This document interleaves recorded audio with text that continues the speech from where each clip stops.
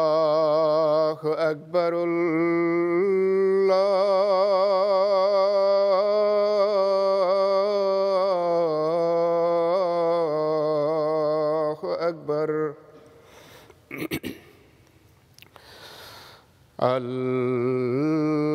الله أكبر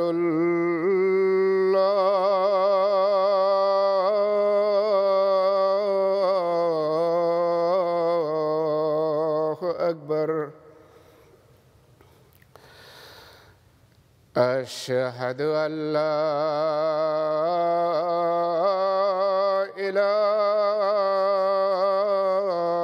إله إلا الله أشهد أن لا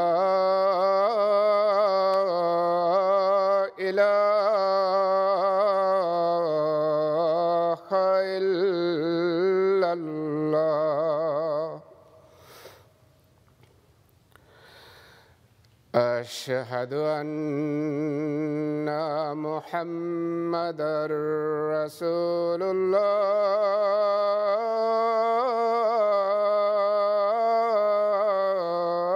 الله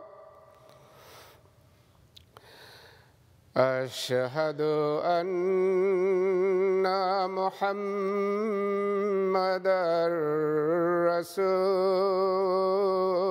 رسول الله حي على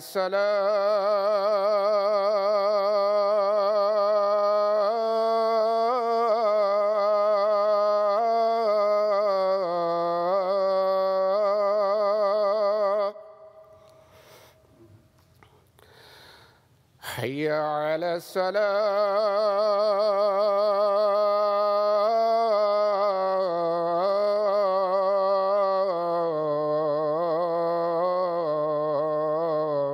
الصلاة حي على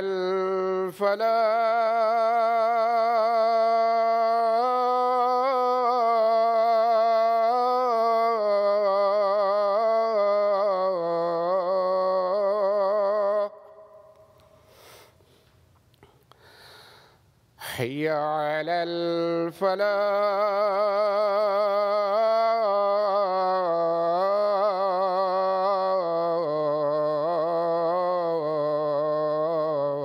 الفلاح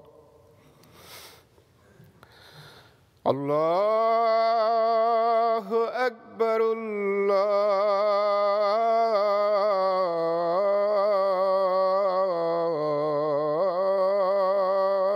الله أكبر لا إله إلا الله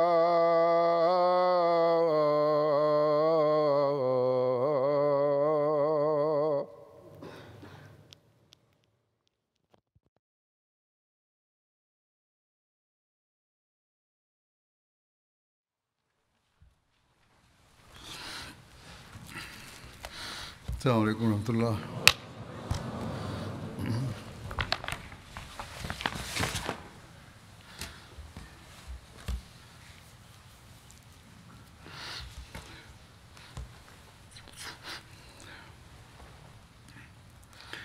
أشهد أن لا إله إلا الله وحده لا شريك له وأشهد أن محمدًا عبده ورسوله أما بعد فأعوذ بالله من الشيطان الرجيم بسم الله الرحمن الرحيم الحمد لله رب العالمين الرحمن الرحيم مالك يوم الدين إياك نعبد وإياك نستعين اهدنا الصراط المستقيم صراط الذين أنعمت عليهم غير المغضوب عليهم ولا الضالين.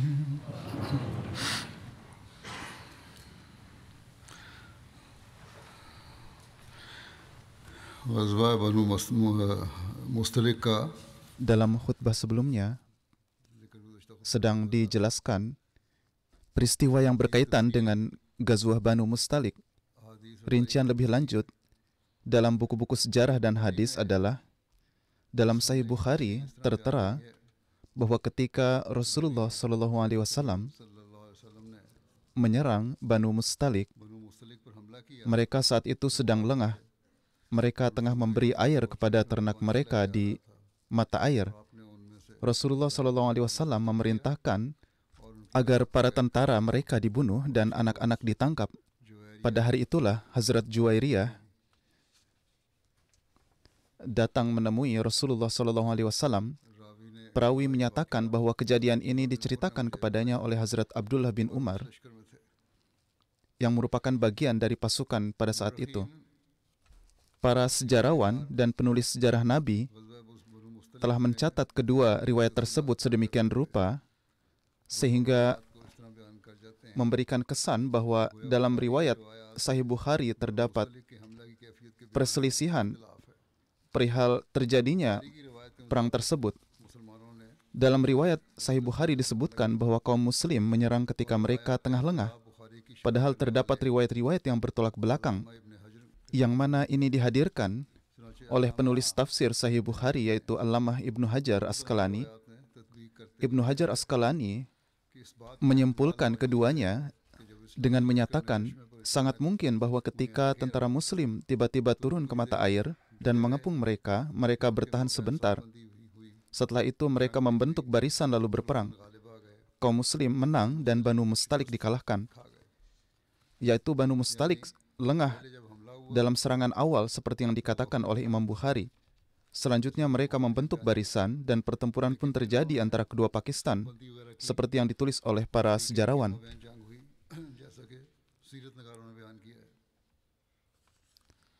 Dalam buku Sirat Khatamun Nabiyyin, Hazrat Mirza Bashir Ahmad Sahib juga telah menyimpulkan dua peristiwa yang disebutkan dalam Sahih Bukhari dan oleh sejarawan lain dengan cara berikut. Dalam hal ini perlu juga disebutkan bahwa ada riwayat mengenai perang ini dalam Sahih Bukhari yang diriwayatkan bahwa Nabi SAW menyerang Banu Mustalik pada saat mereka dalam keadaan lengah dan memberikan air kepada ternak mereka. Namun jika direnungkan, riwayat tersebut tidaklah bertentangan dengan keterangan yang disebutkan oleh para sejarawan. Kedua riwayat ini ada kaitannya dengan dua waktu yang berbeda.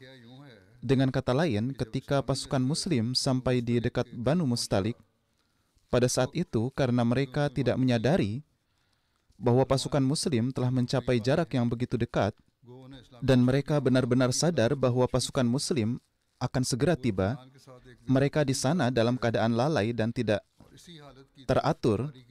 Keadaan inilah yang disebutkan oleh Sahih Bukhari. Namun ketika mereka mendapat kabar bahwa pasukan muslim telah tiba, mereka segera berbaris dalam pasukan dan bersiap untuk berperang.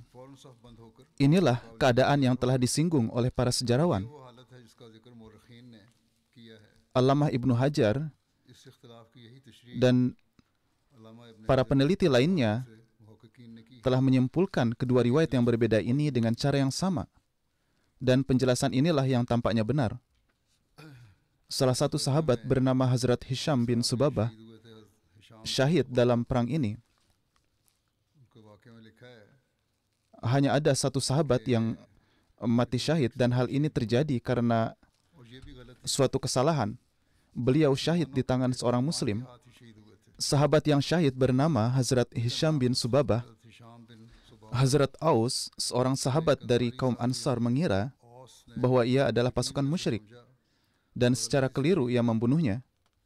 Hazrat Hisham berasal dari suku Hazrat Ubadah bin Samit, dan syahidnya Hazrat Hisham bin Subabah terjadi ketika beliau sedang mengejar musuh. Ketika kembali, saat itu terjadi badai yang dahsyat dan udara pun dipenuhi debu. Dalam keadaan ini, beliau bertemu dengan sahabat Ansari yaitu Hazrat Aus, namun ia tidak dapat mengenalinya dan mengira bahwa ia adalah seorang musyrik. Jadi ia pun menyerang dan mensyahidkannya. Saudara laki-laki Hisham yang saat itu tinggal di Mekah yang bernama Mikyas bin Subabah, ia datang ke Madinah dan menerima Islam. Selanjutnya, ia meminta uang darah atas terbunuhnya saudaranya secara keliru itu. Atas hal ini Rasulullah SAW menyuruh Hazrat Aus untuk membayar diat atau uang darah atas terbunuhnya saudara laki-laki Mikyas bin Subabah itu, yaitu Hazrat Hisham, yang kemudian beliau terima. Namun setelah mengambil uang tersebut, Mikyas membunuh Hazrat Aus karena telah membunuh saudaranya dan kembali ke kaum Quraisy. Lalu ia pun menjadi murtad. Sepertinya ia datang dengan penuh perencanaan menanggapi tindakan pemberontakan yang sungguh bertentangan dengan tradisi Arab, yakni ia tetap membunuhnya setelah mengambil uang darah. Nabi SAW memutuskan agar ia pun dibunuh sebagai balasan atas pembunuhan yang tidak adil ini. Akibatnya Mikyas pun dibunuh pada masa Fatah Mekah oleh seorang sahabat bernama Numailah.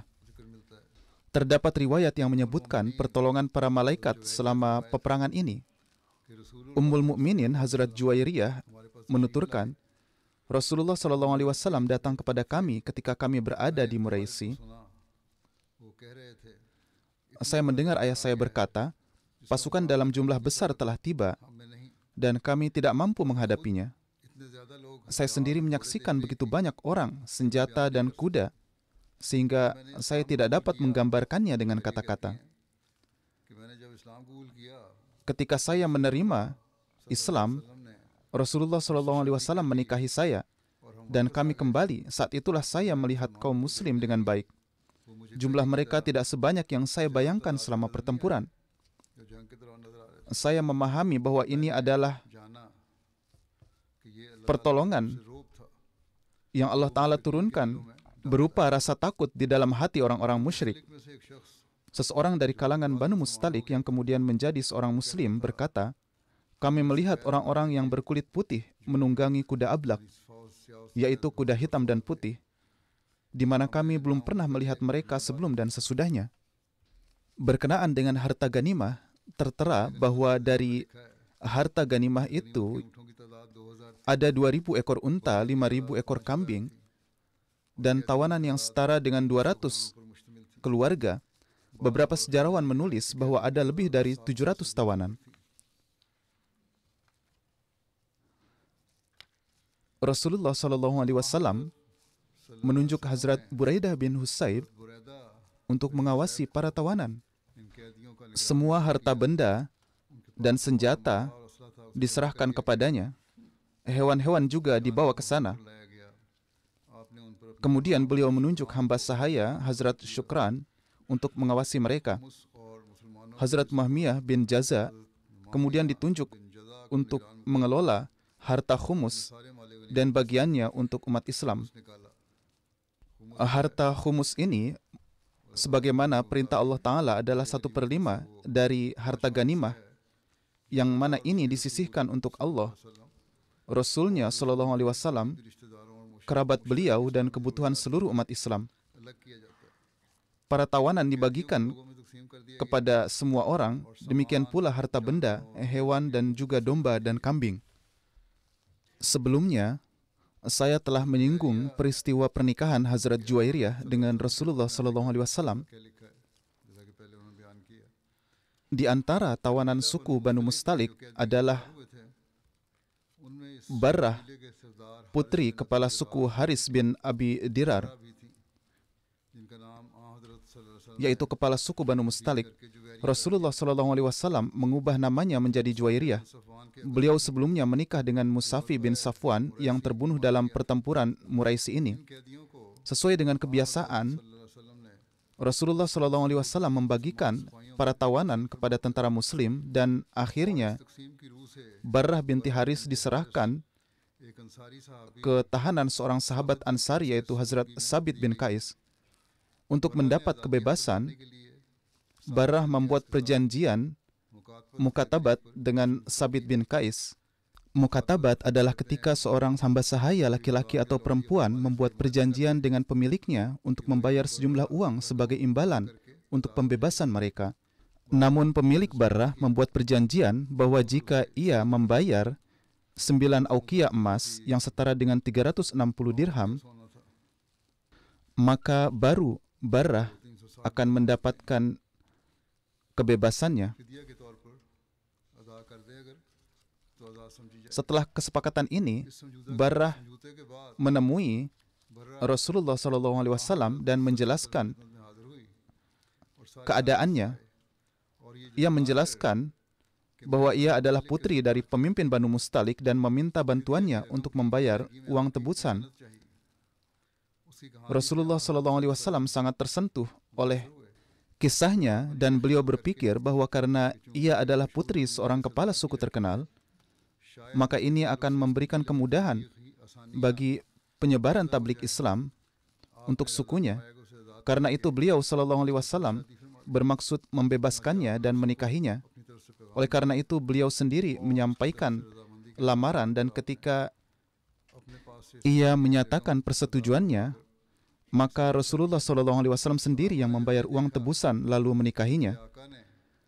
Ketika para sahabat melihat junjungan tercinta mereka menikah dengan seorang wanita bangsawan Banu Mustalik, para sahabat pun merasa bahwa tindakan menahan mertua Rasulullah SAW adalah sebuah pelanggaran terhadap kehormatan Rasulullah SAW. Akibatnya, sekitar 100 rumah tangga, yaitu ratusan tawanan, mereka lantas segera dibebaskan tanpa uang tebusan apapun. Inilah sebabnya Hazrat Aisyah sering mengatakan bahwa Hazrat Juwairiyah terbukti memberikan berkah yang besar bagi umatnya. Hubungan dan ihsan ini menyebabkan masyarakat Banu Mustalik menjadi sangat terkesan oleh ajaran Islam dan mereka menjadi pengikut Rasulullah SAW.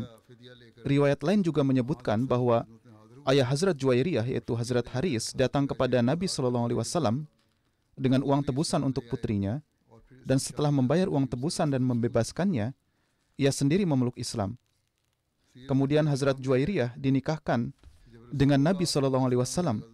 Disebutkan dalam Sirat Ibnu Hisham bahwa ketika beliau SAW kembali ke Madinah dari pertempuran Banu Mustalik, ayah Hazrat Juwairiyah yaitu Haris bin Abi Dirar datang kepada beliau untuk membayar uang tebusan putrinya. Ketika ia sampai di lembah Akik, ia sangat menyukai 2 ekor unta dari antara unta-unta yang ia bawa sebagai uang tebusan untuk putrinya dan menyembunyikannya di suatu tempat di lembah Akik. Ia kemudian menemui Rasulullah SAW dan berkata, "Wahai Muhammad SAW, engkau telah menawan putriku. Ini adalah tebusannya." Rasulullah SAW bertanya kepadanya, "Di mana 2 ekor unta yang Anda sembunyikan di suatu tempat di lembah Akik?" Ia berkata, "Aku bersaksi bahwa tidak ada yang patut disembah selain Allah dan engkau adalah Rasulullah."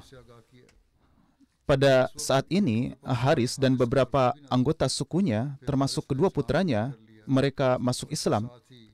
Salah satu riwayat menggambarkan bagaimana saudara laki-laki Hazrat Juwairiyah yaitu Abdullah bin Haris membawa uang untuk menjamin pembebasan orang-orang sesama sukunya di Banu Mustalik.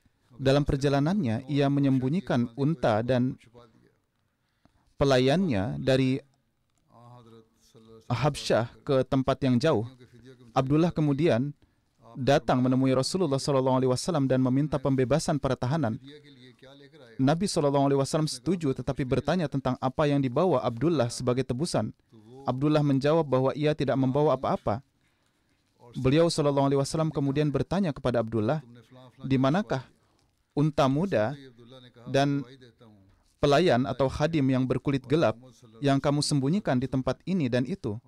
Mendengar hal ini, Abdullah langsung berkata, "Aku bersaksi bahwa tidak ada yang patut disembah selain Allah dan Muhammad adalah utusannya."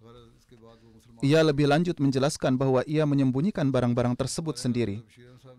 Hazrat Mirza Bashir Ahmad Sahib di dalam Sirat Khatamun Nabiyyin menulis, berkenaan dengan pernikahan Hazrat Juwairiyah, ada sebuah riwayat yaitu, ketika ayahnya datang kepada Rasulullah SAW untuk menjamin pembebasan putrinya, ia memeluk Islam karena pengaruh kerohanian beliau SAW. Selanjutnya, ketika Rasulullah SAW melamar Hazrat Juwairiyah, ayahnya dengan senang hati pun menerimanya. Hazrat Juwairiyah meriwayatkan, 3 hari sebelum kedatangan Rasulullah SAW, yakni saat beliau SAW dalam perjalanan menuju Banu Mustalik, aku melihat dalam mimpi bahwa bulan muncul dari Yasrib dan mendarat di pangkuanku. Aku enggan menceritakan mimpiku kepada siapapun hingga Rasulullah SAW tiba. Ketika kami menjadi tawanan, aku berharap mimpi ini bisa menjadi kenyataan. Ketika beliau SAW membebaskanku dan menikahiku, demi Tuhan, aku tidak berbicara apapun tentang pembebasan kaumku. Yakni Hazrat Juwairiyah tidak memohon supaya kaumnya dibebaskan. Hingga kemudian kaum muslim sendirilah yang membebaskan mereka. Aku tidak menyadarinya dan baru mengetahui pembebasan mereka dari sepupuku. Lalu aku pun memanjatkan puji sanjung kepada Allah Ta'ala. Ibnu Hisham menulis bahwa Rasulullah SAW menetapkan mahar pernikahannya dengan Hazrat Juwairiyah sebesar 400 dirham. Rasulullah SAW kembali dari perang ini ke Madinah dengan penuh kemenangan dan keberhasilan. Setelah beliau tinggal di luar Madinah selama 28 hari.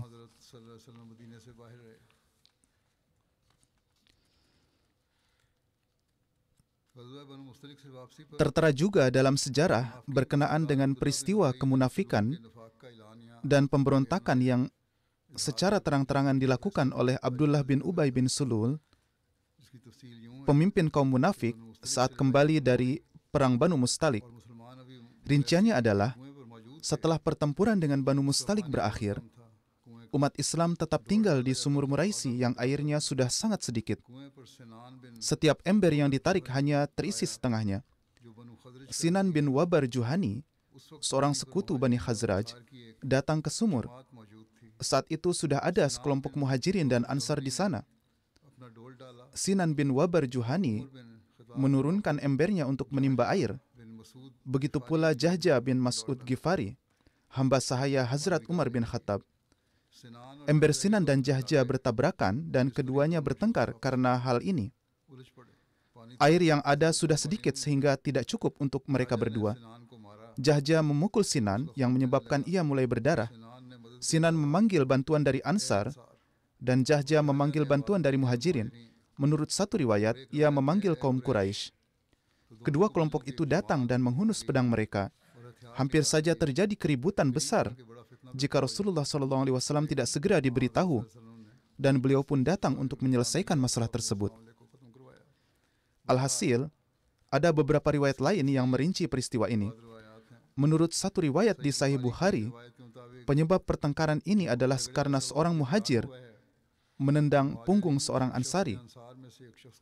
Atas hal ini, pria dari Ansar itu berkata, "Wahai Ansar, datang dan bantulah aku."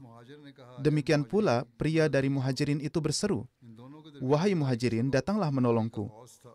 Penyebab mereka berkelahi adalah karena kolam di mana unta laki-laki Ansari itu minum. Rasulullah SAW datang dan bersabda, "Mengapa aku mendengar teriakan seperti yang terjadi di zaman jahiliyah? Apa yang sedang kalian lakukan? Ini semua adalah tindakan yang bodoh." Beliau SAW lalu diberitahu tentang seluruh kejadian tersebut. Beliau SAW bersabda, "Hendaknya kalian meninggalkan segala hal yang mengganggu persaudaraan.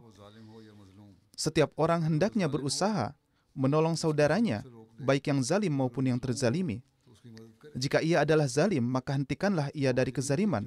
Dan jika ia adalah dizalimi, maka bantulah ia."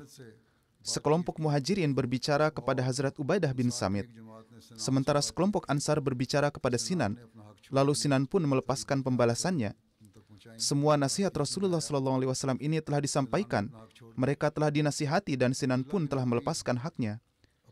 Abdullah bin Ubay sedang duduk bersama 10 temannya yang munafik. Di sana ada Hazrat Zaid bin Arkam juga. Namun beliau masih sangat muda, atau menurut sebagian riwayat, beliau belum mencapai usia dewasa. Sedangkan riwayat lain menyatakan bahwa beliau sudah dewasa. Ketika Abdullah bin Ubay mendengar teriakan Jahja memanggil kaum Quraisy, ia menjadi marah dan berkata, "Demi Tuhan, aku belum pernah menyaksikan hari seperti ini. Demi Tuhan, sejak Nabi SAW menginjakkan kaki di Madinah, aku membenci agama ini. Tetapi orang-orangku menolakku dan mereka menerima Islam.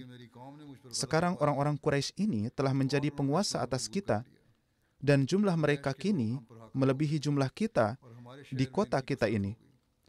Dan mereka telah menunjukkan rasa tidak berterima kasih terhadap kebaikan kita." Orang-orang Quraisy mirip dengan pepatah, dan dia memberi misal yang keji, yaitu kamu memberi makan seekor anjing, dan ketika ia menjadi lebih besar, ia berbalik dan melahapmu. Lebih lanjut ia berkata, "Aku berharap aku mati sebelum mendengarnya," yaitu tangisan seperti dari Jahja ini. "Aku adalah saksi dari semua ini dan aku tidak dapat menanggungnya. Demi Allah, jika kita sampai di Madinah, orang yang paling dihormati di Madinah akan mengusir orang yang paling terhina." Kemudian ia menoleh kepada kaumnya yang masih tinggal di sana dan berkata, "Kalian sendirilah yang berbuat zalim pada diri kalian sendiri. Kalian telah mengizinkan mereka untuk tinggal di kota kalian, dan sekarang mereka telah menetap di sini. Kalian menyisihkan sebagian dari kekayaan kalian untuk mereka, dan sekarang mereka menjadi kaya. Demi Tuhan, bahkan sekarang jika kalian berhenti melakukan hal ini, mereka akan meninggalkan kota kalian dan menetap di tempat lain. Orang-orang ini tidak puas meskipun kalian telah melakukan semua yang kalian lakukan untuk mereka." Ibnu Ubay mencoba untuk menghasut mereka bahwa kaum Muhajirin tidak senang meskipun mereka telah memberikan banyak bantuan, dan bahkan mengatakan bahwa mereka telah menempatkan diri mereka sasaran kematian karena telah menolong kaum Muhajir, yakni mereka rela mati demi Muhammad SAW dan mereka menjadikan anak-anak mereka yatim. Dan oleh karena itu jumlah mereka berkurang, sedangkan jumlah kaum Muhajir bertambah. Ketika Hazrat Zaid bin Arkam mendengar Abdullah bin Ubay berkata bahwa saat tiba di Madinah, orang yang paling terhormat akan mengusir orang yang paling terhina, beliau segera berdiri dan berkata, "Kamu adalah orang yang paling tercela dan hina di antara umatmu, dan Muhammad SAW adalah orang yang akan dianugerahi kemenangan dan kehormatan dari Tuhan dan didukung oleh umat Islam." Jadi, beliau menunjukkan gejolak rasa hormat untuk Nabi SAW. Abdullah bin Ubay berkata, "Diamlah, aku hanya mengatakan ini dengan bercanda gurau." Sebenarnya ia sudah takut. Setelah mendengar hal ini, Zaid bin Arkam menemui Rasulullah SAW. Pada saat itu, sekelompok Muhajirin dan Ansar sedang duduk bersama Rasulullah SAW. Hazrat Zaid memberitahu Rasulullah SAW tentang semua yang dikatakan oleh Ibnu Ubay. Menurut riwayat Bukhari, Hazrat Zaid menceritakan hal ini kepada pamannya dan ia kemudian memberitahukan kepada Nabi SAW. Rasulullah SAW segera memanggil Hazrat Zaid. Beliau SAW tidak menyukai apa yang dikatakan oleh Hazrat Zaid, dan raut wajah beliau yang berberkat pun berubah. Beliau SAW bersabda, "Wahai anak muda, barangkali kamu telah marah kepada Ibnu Ubay." Hazrat Zaid menjawab, "Wahai Rasulullah, demi Allah, aku mendengar ia mengatakan hal ini. Beliau SAW kemudian bersabda, mungkin kamu salah dalam apa yang kamu dengar. Hazrat Zaid menjawab, wahai Rasulullah, demi Allah, ini tidaklah mungkin. Beliau SAW kemudian bersabda, mungkin ada kebingungan dalam diri Anda tentang hal ini. Hazrat Zaid sekali lagi menyampaikan, wahai Rasulullah, ini bukanlah yang terjadi. Ucapan Ibnu Ubay ini tersebar di kalangan pasukan dan ini menjadi pokok pembicaraan mereka. Di sisi lain, kaum Ansar mulai menegur dan memarahi Hazrat Zaid dan mengatakan bahwa dia telah melontarkan tuduhan terhadap pemimpin kaumnya sendiri dan bahwa ia telah mengatakan suatu hal yang tidak ia ucapkan kepadanya. Paman Hazrat Zaid juga mengungkapkan keprihatinannya dan berkata, apa yang kamu pikirkan? Nabi SAW menganggapmu pendusta dan ia telah marah kepadamu. Hazrat Zaid menjawab, demi Allah, aku mendengar persis apa yang ia katakan. Demi Allah, tidak ada seorang pun yang lebih aku sayangi selain Abdullah bin Ubay di antara kaum Khazraj.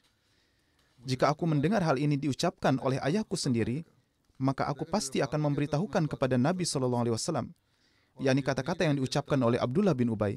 Aku tidak akan peduli pada siapapun. Hazrat Zaid mempunyai keyakinan yang sangat kuat dan mengatakan bahwa seandainya ayahnya mengucapkan kata-kata seperti itu, ia tetap akan memberitahukan kepada Rasulullah SAW. Dan aku berharap Allah Ta'ala akan menurunkan wahyu ilahi kepada Nabi SAW dan membenarkan apa yang telah aku katakan. Hazrat Zaid menjadi sangat sedih atas keadaan ini.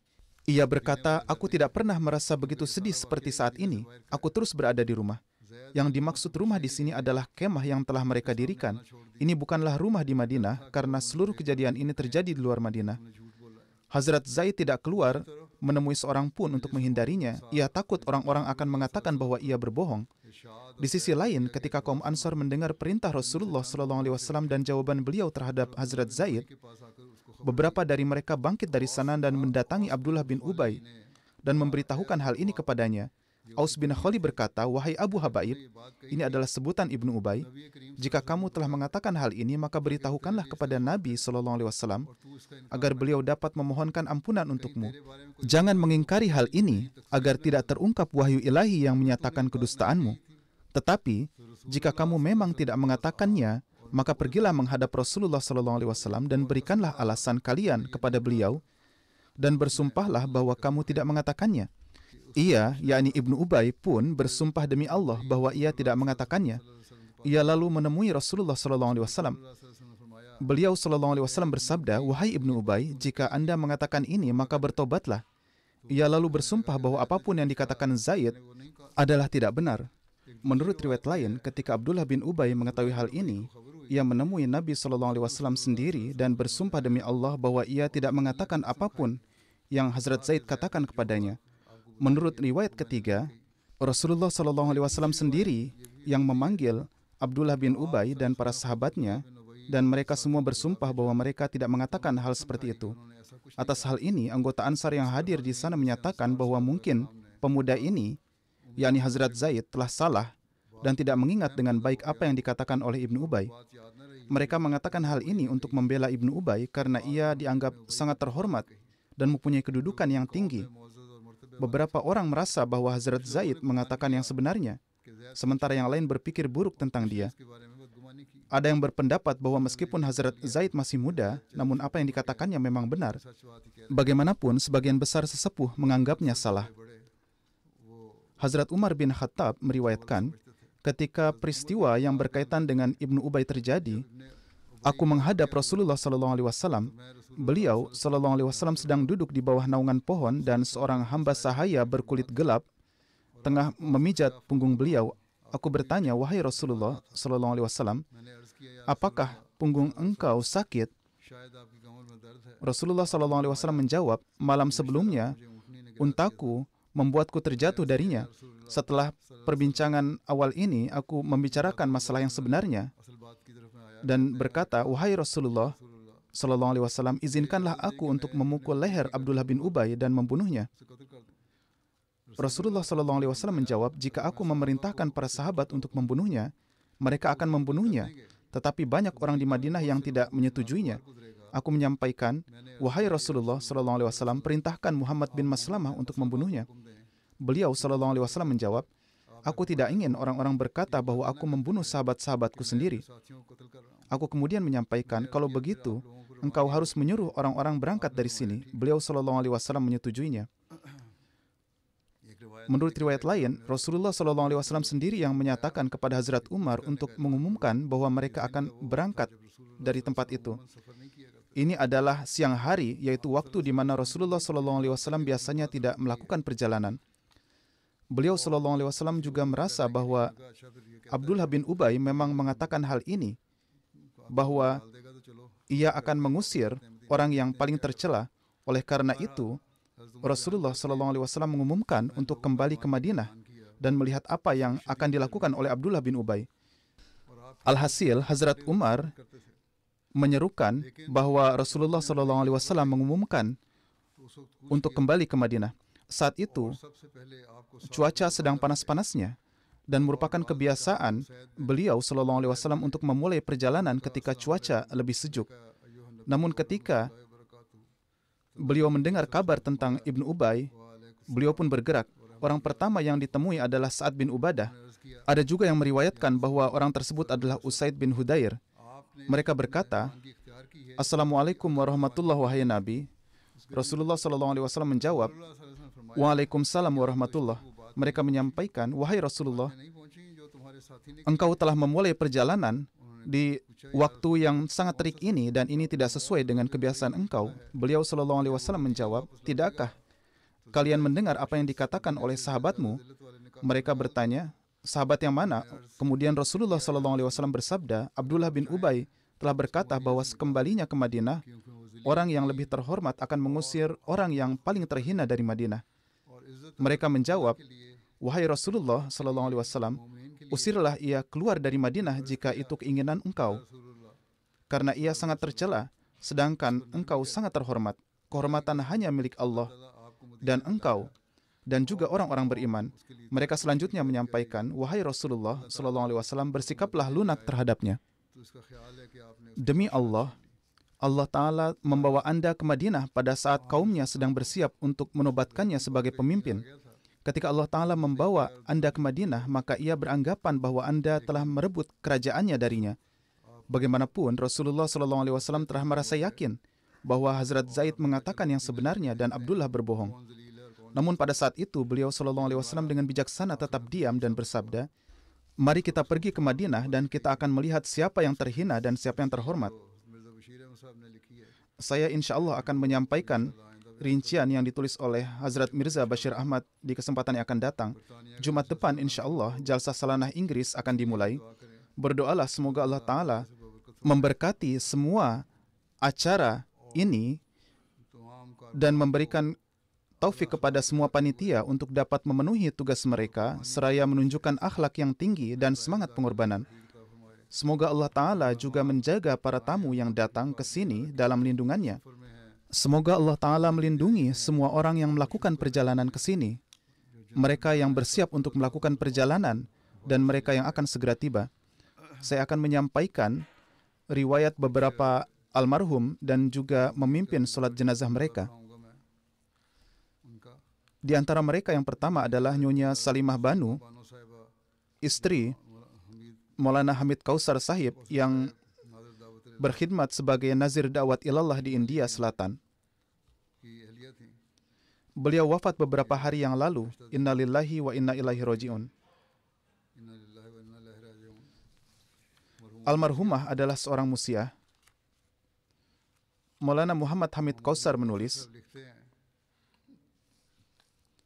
beliau adalah putri almarhum Tuan Abdul Ghani dari Badarwah, Jammu Kashmir, yang baiat melalui Maulwi Muhammad Hussein Sahib pada tahun 1935.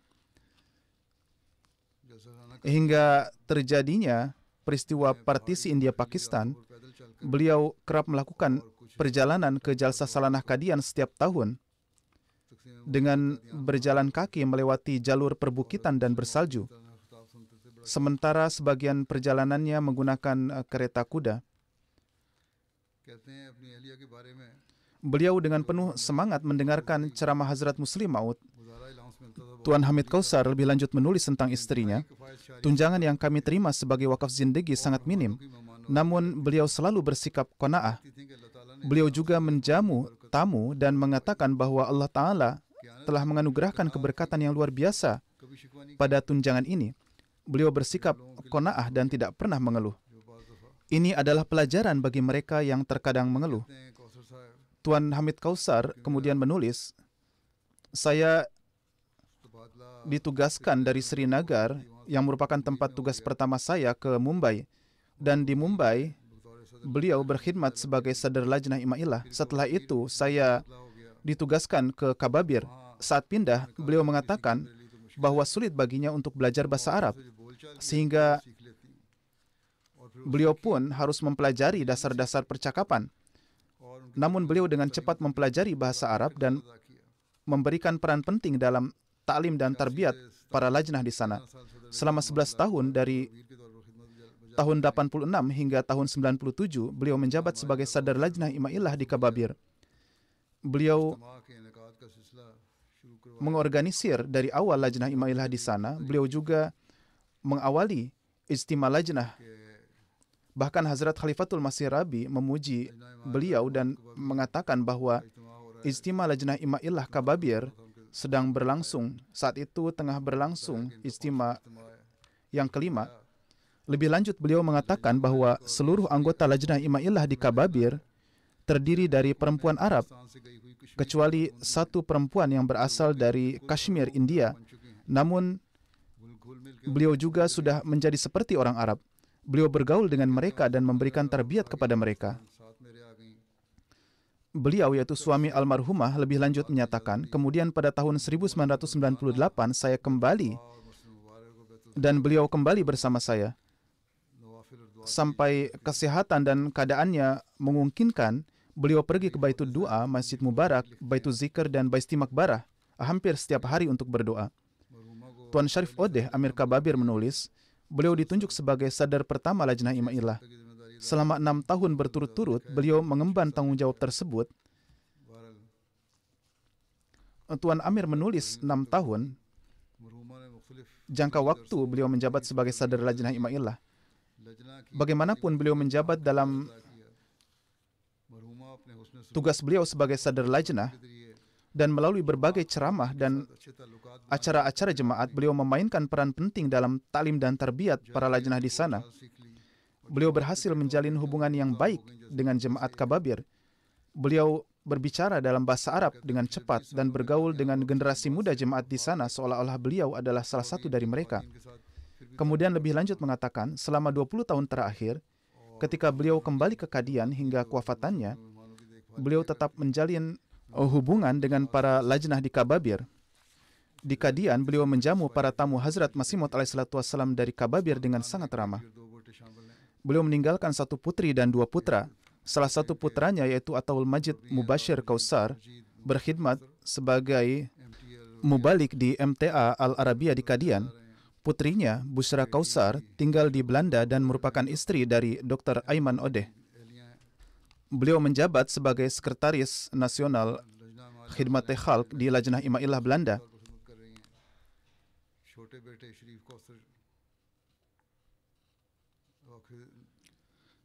Sebenarnya, putra sulungnya, yaitu Mubashir Kausar Sahib, tengah bertugas di MTA Al-Arabia di Inggris.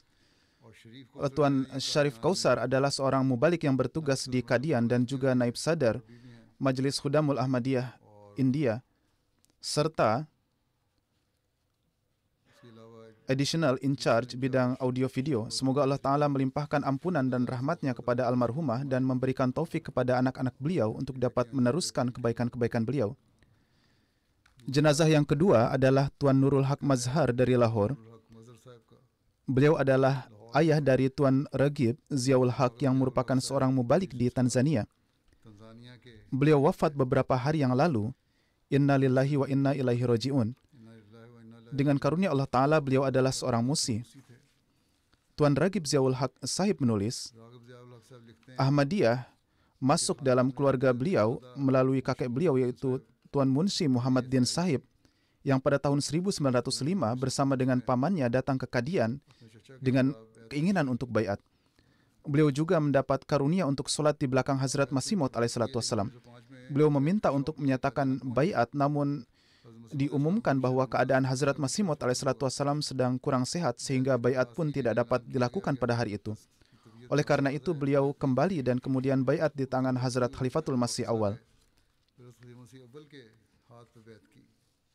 Pada tahun 1974, beliau tinggal di rumah kontrakan di mana para penentang membakar rumah tersebut yang mengakibatkan semua yang ada di dalam rumah itu terbakar habis.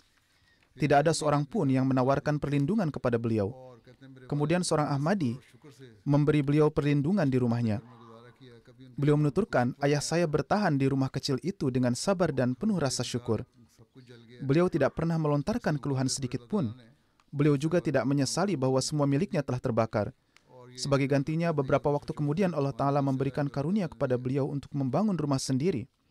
Beliau kerap mengatakan bahwa Allah Ta'ala menganugerahkan semua ini kepadanya sebagai imbalan atas pengorbanan beliau pada tahun 1974. Pada tahun 1974, beliau sedang berjaga di Masjid Mughalpura ketika non-Ahmadi menyerang masjid tersebut. Mereka memukul kepala beliau dengan batang besi yang melukai beliau, dan bekas luka ini tetap ada di kepala beliau sepanjang hidupnya. Saya selalu melihat ayah saya melaksanakan tahajud dengan sungguh-sungguh dan sangat disiplin dalam sholatnya. Rumah beliau berfungsi sebagai sholat center dan beliau biasa mengimami sholat 5 waktu. Beliau menasihatkan semua orang di rumah untuk membaca Al-Quran dan sholat. Beliau mengatakan, suatu ketika ulama dari kota setempat menyampaikan pidato yang mengatakan bahwa para Ahmadi memiliki Al-Quran yang berbeda dan mereka melakukan sholat dengan cara yang berbeda.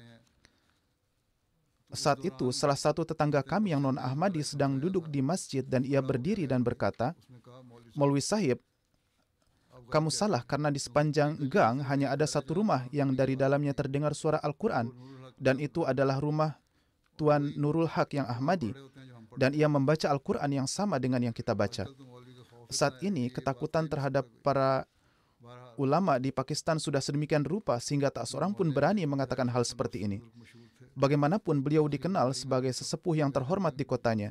Saat beliau sakit terakhir kali, banyak para penentang Ahmadiyah pun yang mengunjungi beliau untuk melihat keadaan beliau. Beliau sangat dermawan dan peduli terhadap orang miskin. Beliau biasa mengirimkan jatah makanan kepada yang membutuhkan tanpa memberitahu siapapun.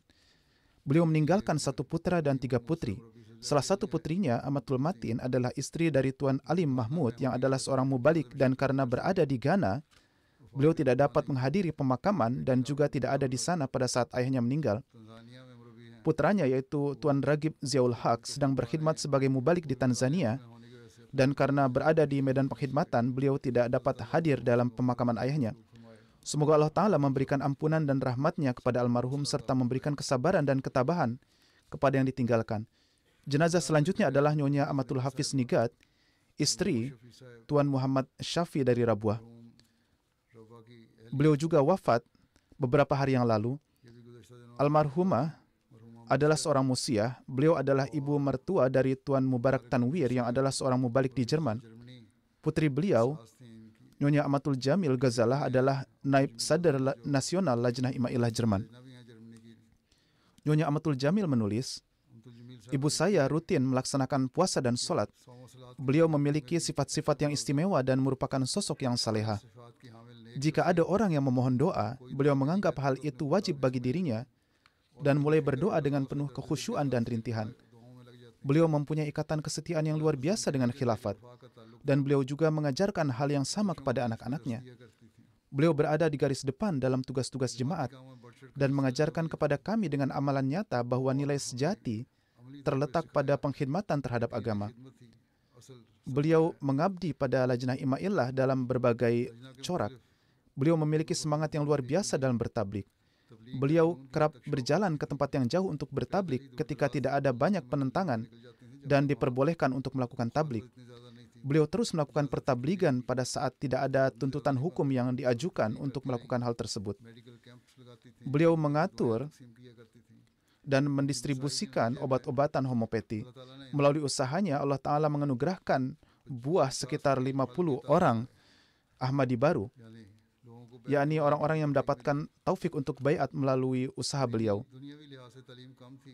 Meskipun menurut standar duniawi beliau tidak berpendidikan tinggi, namun beliau mempunyai kegemaran untuk memperoleh ilmu. Beliau biasa membaca buku-buku agama dan mampu melakukan percakapan yang berbobot, dan beliau berbincang dengan semua orang sesuai dengan tingkat pemahaman mereka masing-masing. Beliau tidak pernah membiarkan seorang pengemis meninggalkan rumahnya dengan tangan kosong. Beliau selalu menasihati para wanita bahwa daripada mengemis, mereka harus berusaha mencari nafkah. Beliau menampung banyak gadis yang kurang mampu di rumahnya dan mengurus pendidikan mereka dan kemudian dengan senang hati menanggung biaya pernikahan mereka.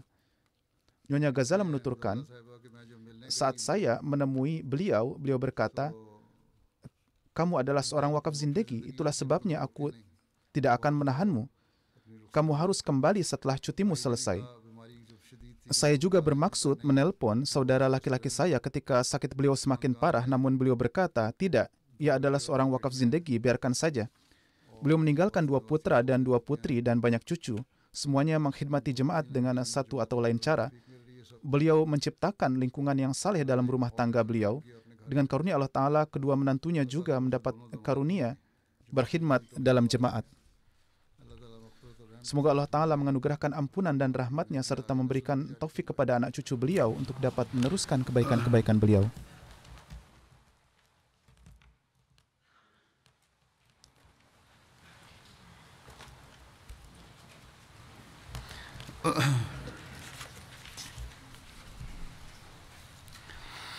Alhamdulillah, alhamdulillah, nahmaduhu wa nasta'inuhu wa nastaghfiruhu wa nu'minu bihi wa natawakkalu alayhi wa na'udzu billahi min shururi anfusina wa min sayyiati a'malina.